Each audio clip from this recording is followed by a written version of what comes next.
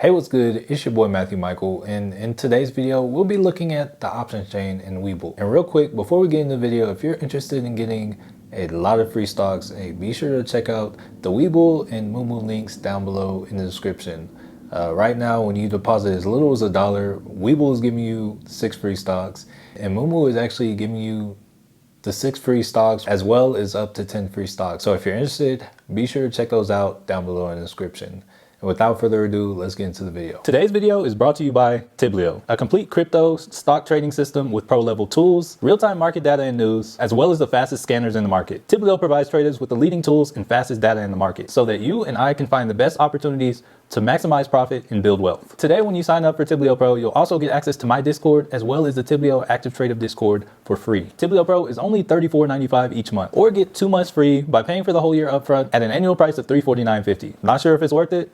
Sign up using my referral link down below in the description and get 7 days for only $1 with all the trades, the trading journal, the screeners, not to mention the Discord and everything else that Tiblio has to offer. I can pretty much guarantee you'll love it.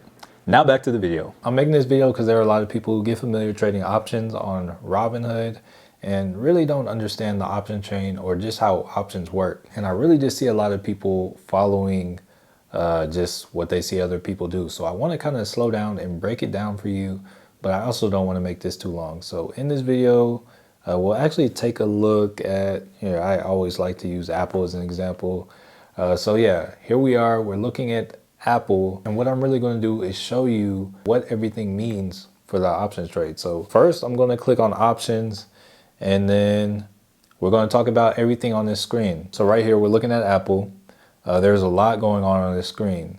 Now, when you see this, you need to know that everything on the right side, those are puts. You typically want to buy puts whenever you think a stock is going to go down. Everything to the left side is going to be calls. You typically want to buy those whenever you think the stock is going to go up. Now you'll notice in the middle, towards the top, it says 0D. Where it says 0D, this is going to be how many days until it expires. So the contracts we're looking at, since it's Friday right now, all these contracts expire today, so they're not going to be worth as much. And you'll notice kind of at the top where it starts, where it's kind of started at is you see 70, then 75, 80, 85, 90, 95, 100, and so on.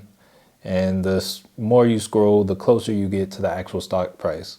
When you actually get to the stock price, you'll notice it kind of splits, like where it goes down here in the middle of the screen, it shows the stock price. So you'll notice to the left, it says ITM, which stands for in the money, which means it's on the profitable side of where you want it to be. If it expires, it's still going to have value. So on the call side, in the money is going to be anything below the stock price, because anything below the stock price, the contract has intrinsic value. And then on the put side, on the right side, everything above the stock price, which is actually down on the screen, is going to be considered in the money for put, because with the put, you profit as it goes down. So if you bought a $200 put on Apple, it would have so much intrinsic value. All right, so we kind of went over in the money, out of the money. I know we talked about the numbers in the middle a little bit, but I'm not sure if I mentioned these numbers in the middle, they're actually referred to as strike prices. So if I said I was getting a contract that expires today at the $150 strike price, I'd be looking at this guy right here. And actually at the moment, depending on whether I'm looking at a call or a put, kind of determines the value. So as you see at that 150 to the left, right now it's being asked for at $3.70 per share, or $370 for the contract, because each contract is representative of 100 of shares. And then to the right now, people are asking 1 cent per share, which is $1, because again, each contract's worth 100 shares. So for that, just because the minimum you can ask for it is $1, that is what they are asking. So right here, we're looking at the 0 day, but actually if you click on where it says 0D, it collapses. And when it collapses, you have all these other expirations.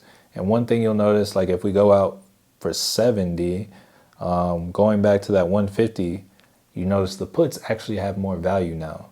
So instead of being worth $1 or 1 cent per share, is now worth $2.51 per share. And that is because of the time, the value of time. The value of time is actually referred to as theta in options, and that's going to be a big factor in your contracts. So if you're a lot newer to trading and you don't really know what you're doing and executing is fast, it's going to be better to get more time. Typically, if you're a newer trader and you're still not really getting this option chain, if you're finding everything in this video really helpful, I would say don't get anything under 7 days. Actually, maybe try to get at least 14 days so you have some time to kind of protect yourself for the move. Because while some of the more profitable quick money contracts are going to be the 0 days, the ones with less time on them, they're also going to be the most painful, the ones that can burn you the worst. All right, so you see that we have different expiration dates, and that is going to be very important. Now, a lot of people getting started, they don't want to use as much money, but when it comes to options, time is so important because it's similar to buying a stock, but way different from buying a stock. Because when you buy a stock, you don't have to worry about when the stock's going to expire unless the company goes bankrupt. But when you buy these contracts, pretty much whenever the expiration date is over, these contracts are completely worthless and all your money's either gone or you have 100 shares or sold 100 shares or something. And now that we've talked about all that, I kind of want to quickly go over these numbers at the top. I've actually worked with people trading options who kind of need a little bit more hand holding and consistently ask me about what these are. So this video is for you if you're somebody I've personally worked with and aren't really grasping this like right away. I make these videos so you can watch them over and over again, and that way we don't have to go over this when it's actually time to, get to the money. So getting back to it, you'll notice at the top left of both sides, we have the bid. The bid is the highest price that anybody who is buying the contract is willing to pay for it. So if you were trying to sell it and you wanted to sell it right away, sell at the bid and you will get it filled right away. The next number, the red number in the middle, is the ask. The ask is the lowest price that anyone is willing to sell it for. If you want to buy into a contract that is running up really fast, buy the ask, but only do it if you think it's going to keep running. And then the last price is, of course, last, and last is actually the last price that the contract sold for. So this is kind of a good ballpark range to see what you can kind of expect. But with the last, honestly, I don't even look at that. I really just look at the bid and ask, and I kind of do my own thing. Say we wanted to buy a put, a $105 put. We're not going to buy it, but say we did, we will come to this screen, and what we would see, this is what it would look like. So I want to go over this really quickly just to kind of give you an experience. I will link another video of me actually buying a contract so that you can see that in another video. Wanted to go over some stuff with you on this screen. So yeah, on this screen, you have you see a number in green and you see a number in red. The green is the highest price anyone is willing to pay for it, and the red is the lowest price anyone is willing to sell it right now, aka the bid and the ask. All right, so we have some different options. So since we don't have the contracts yet, we want to, right here it says kind of at the top left at the bottom, it says side, and there's a buy side and a sell side. And if we're getting into the contract, we want to be on the buy side. And then there are different types of orders. So a limit order, for instance, for a limit order, if I said I wanted to buy this contract no higher than $3 or 3 cents per contract, that is essentially what it says right now, because right here at the limit price, it is 3 cents. But also there is a market order.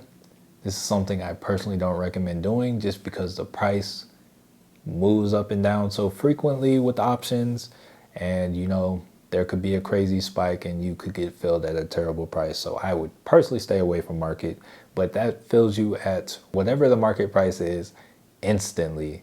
So yeah, that's, if you want to get filled instantly, you can, but there have been instances where people have marketed ordered and it's goes up for like $300 in a second, and then never reaches that price. So definitely don't recommend that. Next up, we have a stop. A stop is going to be a little bit more of a momentum indicator. So if it goes above this price, it's going to make you buy the contract. I also wouldn't recommend doing this if you're trying to kind of set it and forget it, just because of the fact that with options, it can run above that price and then come right back down, all with just enough time for you to be left in the contract holding the bag. So that's a stop order. All right, the next one, if you do have to do a stop order, it's going to be a stop limit. So the stop limit is kind of nice. This is going to be the combination of the last two. So the stop part is if it goes above that price, it's going to throw you in.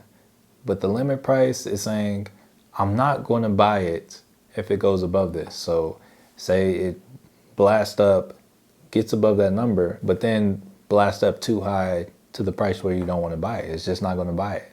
So that's nice to know. But really what we're going to focus on is the limit order, assuming that you're watching your plays. So back to looking at the limit order, there are a few ways that you can interact with this. All right, so you can actually click on the number, and right here you can type whatever number you want, or you can put in a buy at the bid price. If you click on bid, it'll do it at the bid price. If you click on ask, you can do it at the ask price.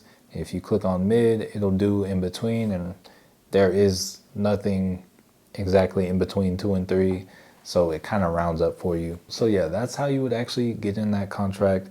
And then when it comes down to your contracts, you can actually increase your contracts right here. In order for it to go through, it's going to need to be at least 1. All right, and then where it says time in force, if it's a contract that you get more time on it, you can actually do something that is good till canceled. But otherwise, I would just leave it as a day, because at the end of the trading day, if the order didn't go through, it'll cancel automatically. Now, some other things I want you to look at just to be able to kind of check yourself is down at the bottom, you'll see estimated premium. That's a combination of, if you look at the limit price, it's $3 per share. If you look at contracts, it says times 100 shares, 3 cents times 100, that's $3. You'll notice where it says estimated premium, it says $3. And it'll use $3.05 because there's a tiny little fee for trading options contracts. So I would need $3.05 to make this trade. And as you can see, my buying power available, because I'm already in other positions, is going to be $3.29. Now I'm actually going to drop this down to $1 because I don't want to get filled, but I'm going to show you what happens when I click buy. I'm going to click buy, and it's going to ask me if I want to confirm, and then I would hit confirm. And I'm going to hit confirm because I don't think this is going to get filled, but yeah, I'm going to hit confirm. And then I want to show you how you know if you actually got in. So you'll notice right here, you'll see side, that we're on the buy side.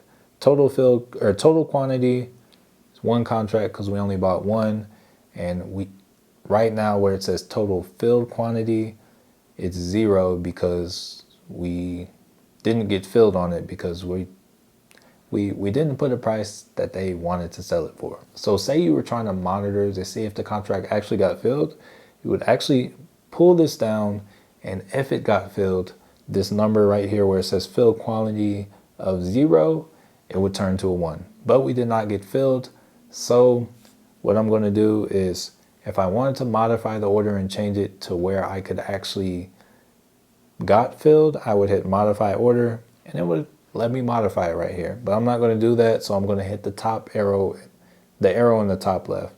And then what I'm going to do to close this order is I'm going to hit cancel order.